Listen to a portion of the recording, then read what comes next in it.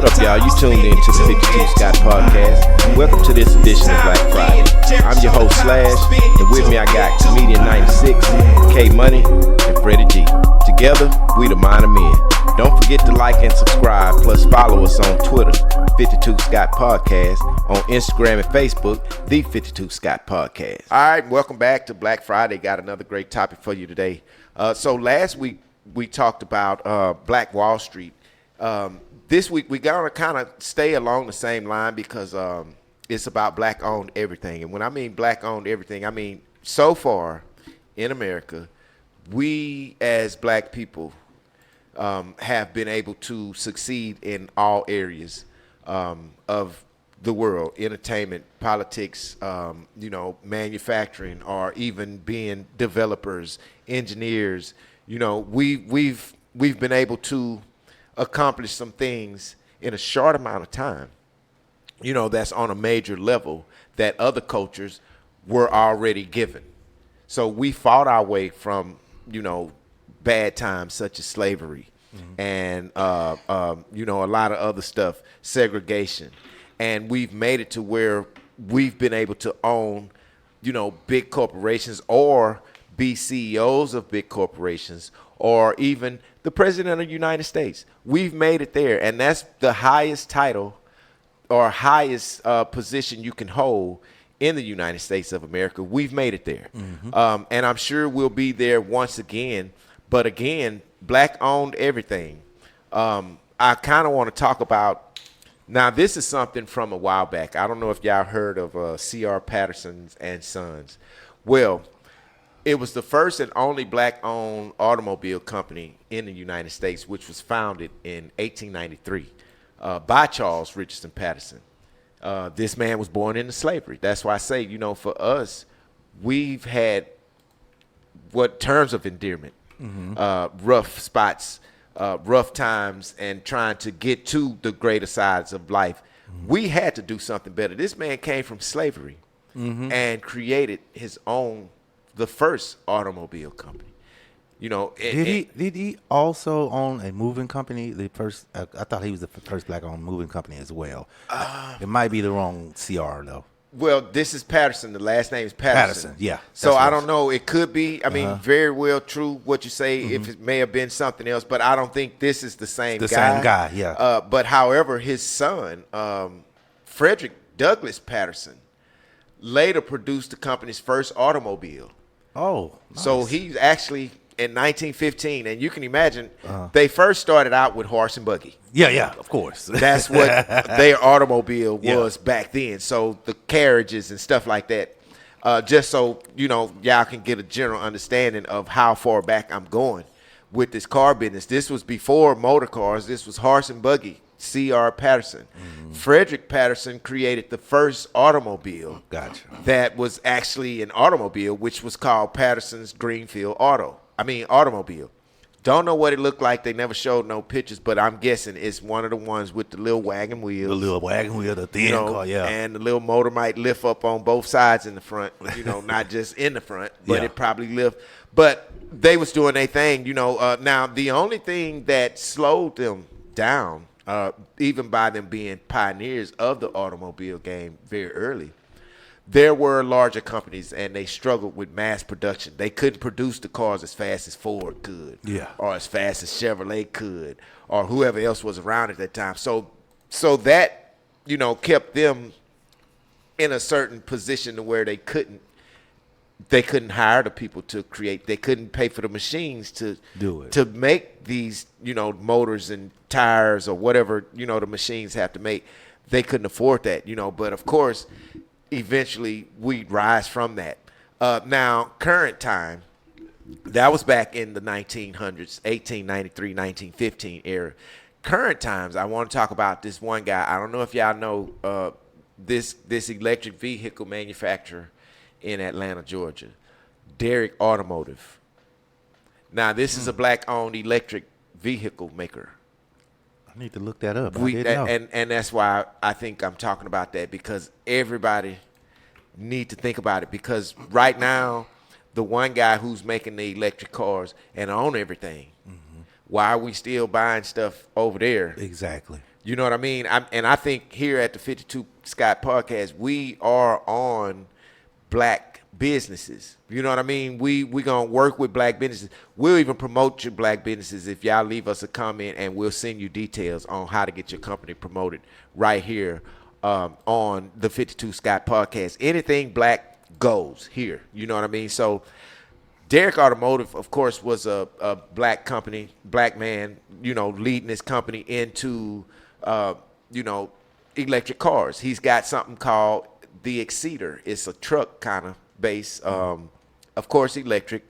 But what he's offering with these electrical cars is a cheaper running cost. The battery.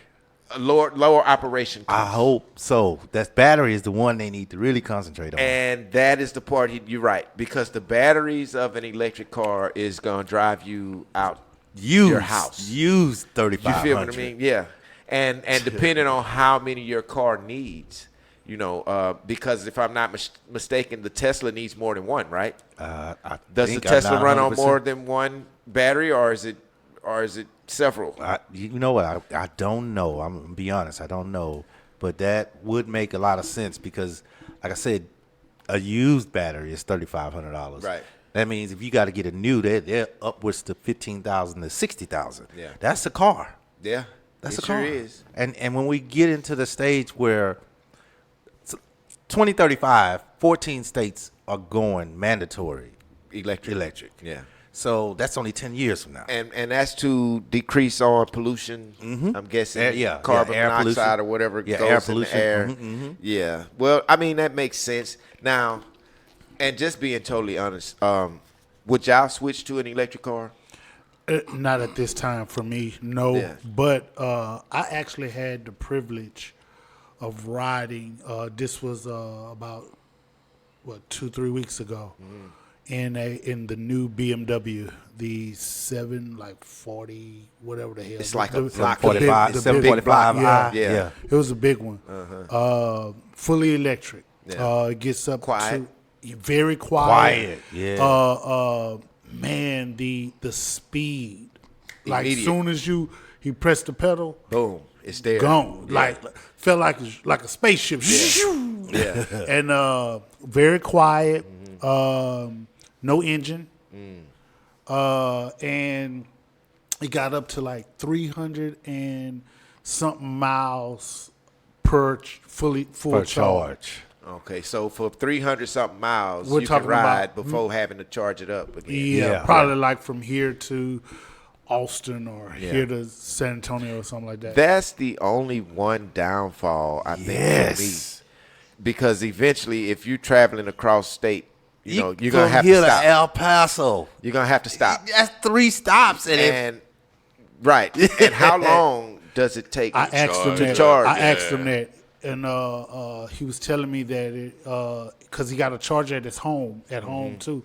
It's kind of like that's mandatory for the most part. You got to have that little charger thing in your house. And he was like, it take about 30, 40 minutes to charge. I seen now, I wouldn't want that because if I'm going to stop to get some gas somewhere, you get your gas 5 minutes and you gone. Right. Well, you got to stand and get your vehicle charged for 30, 40 minutes for full charge. Mind you, it's hot outside. Yep. So you got to sit in there. Then on top of that, this is where I'm ignorant at. This was a BMW I had an opportunity to ride in. Yeah. But the only charging stations I've ever seen was Tesla. True. So I'm trying to figure out, Are they all? can you use your BMW on a Tesla charge? I'm like ignorant to I don't know. I've I'm never glad you seen mentioned that. any other charging stations. I've seen other charging stations. Because Buc-ee's have a lot of places now are equipping. Yeah, with the charging station. Yeah, with the charging station. But like you said, majority of them that you see are Teslas. Yeah. Right. But you will see some if you pay attention to that. I believe it's like a universal charger, to where any electric car can charge at this station. Okay. I Now can't. you mentioned Buc-ee's, and you're right, and so, but here's the thing though, and I'm just using Buc-ee's as an example. The only time you see a Buc-ee's is when you're on the highway, When you're traveling. and when you're traveling In Texas. So, and in Texas, and Buc-ee's are few and far in between. Facts. Can you imagine? So you got to stop. So I'm sure that's like a designated charging space. But what if your route doesn't have these charging designated charging yeah, areas? like What do you're on a Yeah. long distance road trip. Well, that means you're gonna have to Google where you're going and make sure they have a charging port. So yeah, you got to go. You got to map your route. Yeah. Well, to these where cars will charging- automatically do that, though. Oh, they'll find a The charger? cars Oh, will they'll find automatically it. map Oh, the okay. route, and it'll show you different locations where you can charge up at. So that sounds to me that your route could be potentially longer. Your trip could be Yeah. potentially Yeah. longer depending than on where that charging station depending is, on it because it'll possibly take could. you on a route to To where get your to it. charging station. Yeah. Some- and so your trip is longer. Yeah, some of these cars have gas. It can transfer to gas as well. But I was just thinking, because one time before I knew about Vita, Texas, and went on, one time I stopped to get gas there. I didn't know what was going on. Could you imagine having to stay there 30, 40 minutes to charge your car in Vita, Texas? Mad and scared. Yeah, man. Looking around, what'll be the longest 30 minutes of your life, boy? Now, there is another black-owned vehicle manufacturing company, which is called Innoson, which is Innoson, and this is in Nigeria. It's the first automaker founded by Innocent, what is that, Chukwuma, in 2007.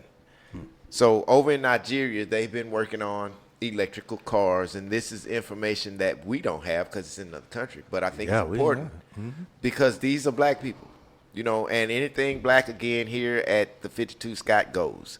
Black is black, and black is not whack. So, we going to do some blackness, We are about the blackness. Okay, Mims Motors also black owned, which is based in Detroit. Detroit, yeah, I know. Yeah. I heard of Mims. And they do the eco-friendly cars and luxury, vehicles. I've seen this before. Tryon supercars. That is, now founded by, listen to this, Rich Patterson, that aims for the high-end supercar market.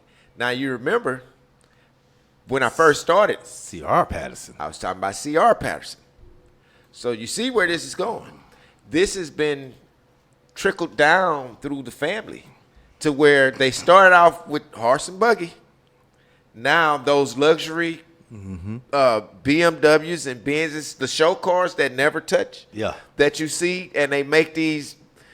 I've seen the Benzes where the wheels turn and then the car is damn near hover type of car. The wheels are turning, it'll slide out the parking spot sideways.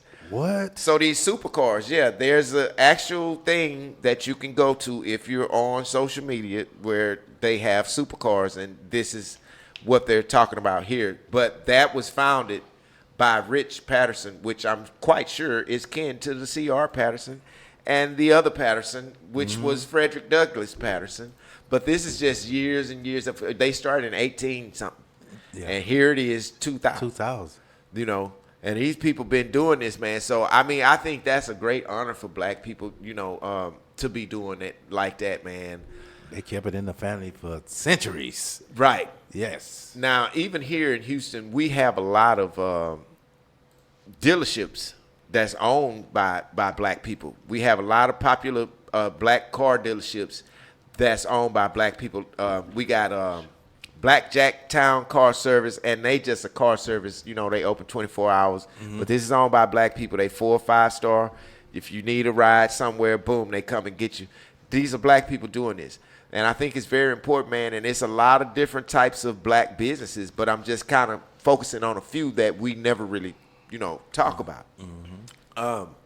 So you have HTX Black Car, and that's a black car chauffeur service that's owned by black people, of course. A used car dealership with 3-star rating base, which is Southern Pre-Owned, which is owned by black people.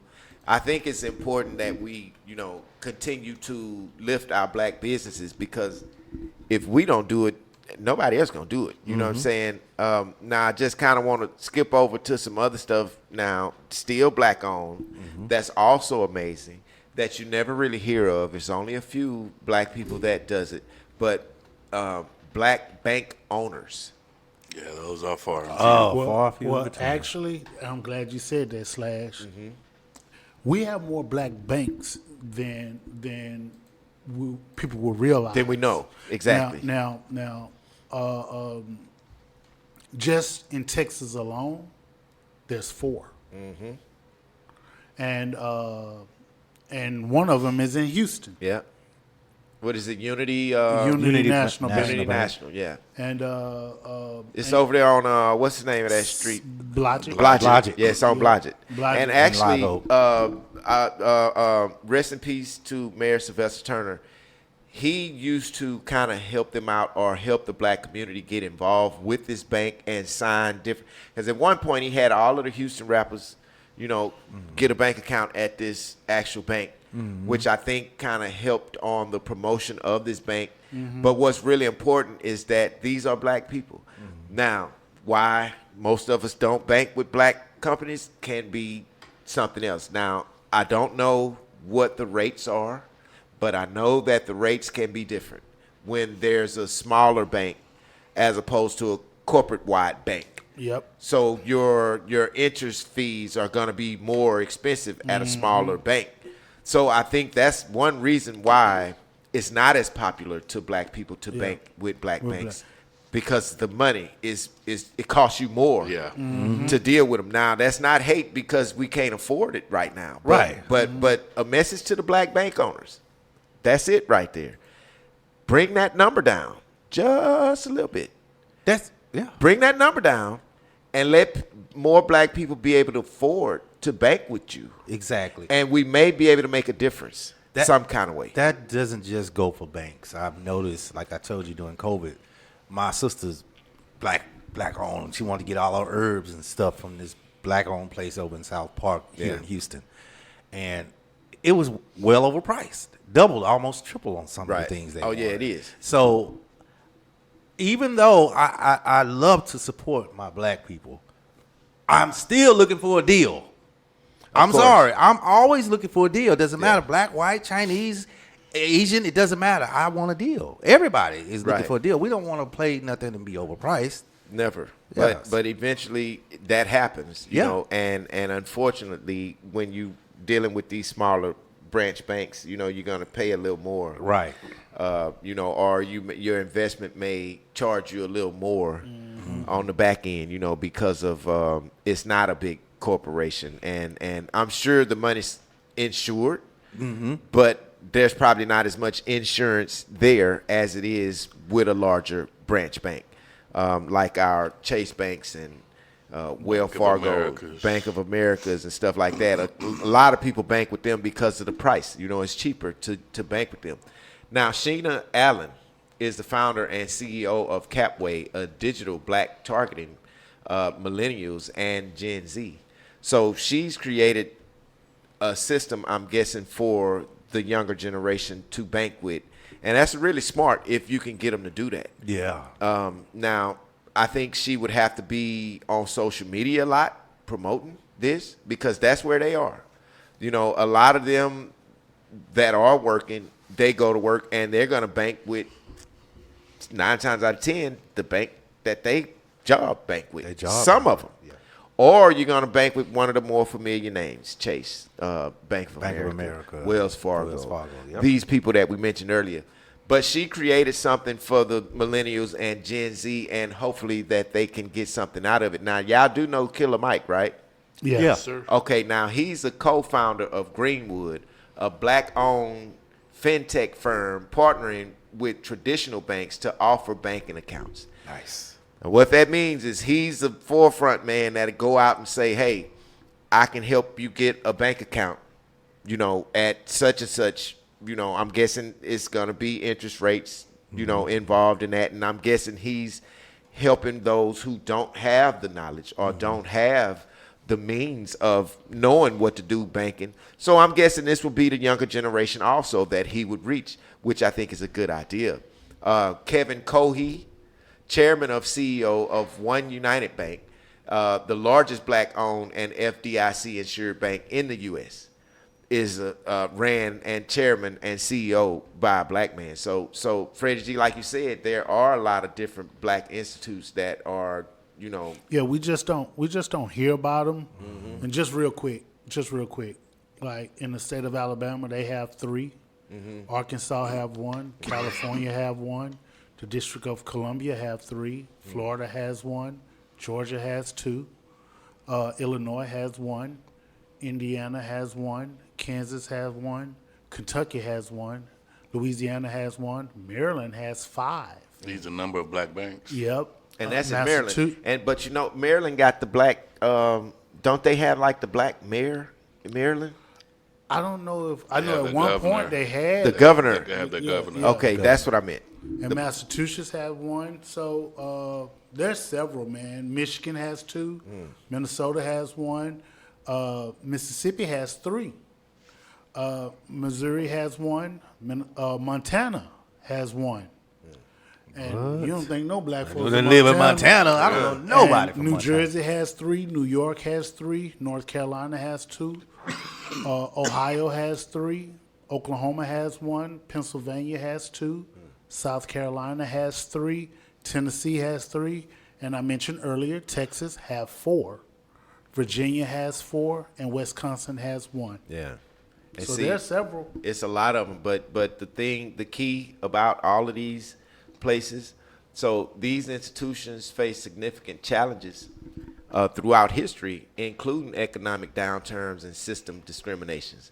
You know what I'm saying? When you have black people in these powerful spots like that, you know for a fact there's some other cultures that don't like to see that, and that's kind of what happened with Black Wall Black Street. Wall Yeah. Street, yep. So it's important for us to know our history, to know where we're going. If it makes sense, we got to know where we came from in order to know where we're going. See, a lot of us go in the wrong direction because we don't know this information. We don't know that blacks can be successful. Yeah, this is a lot of good information, man, because I wasn't even aware that we had as many as you Well, just mentioned, Freddie G. And let me also add too.